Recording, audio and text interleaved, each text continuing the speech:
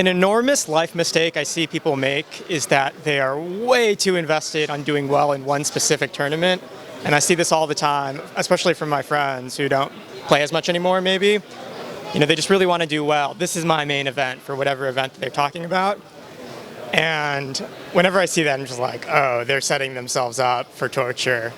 And I'm probably going to enjoy it a little bit and feel guilty about it. And I just think, it's not like every other things in real life. If you're going out with a night with your friends, if you want it to be fun, it will be fun.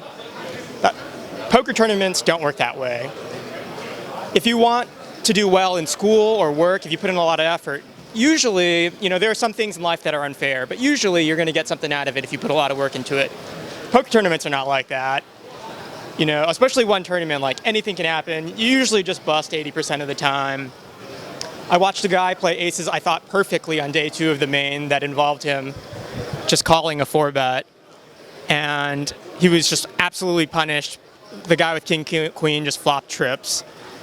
And I just think poker tournaments are like that. So to get yourself so invested in a tournament is just setting yourself up for disaster. The problem is now when you get to the main event, when you're doing well in the main event, I think it's really hard to not fall into that trap. We're on day 4. Everyone's played over 30 hours.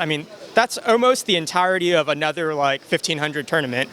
You've won a tournament at this point, often a lot. It's just hard not to be emotionally invested. And at the same time, no one here is guaranteed a top 50 finish even at this point. So it's just really, those two issues are just at odds there. You're going to be invested, and to a certain extent, I kind of don't know what to do.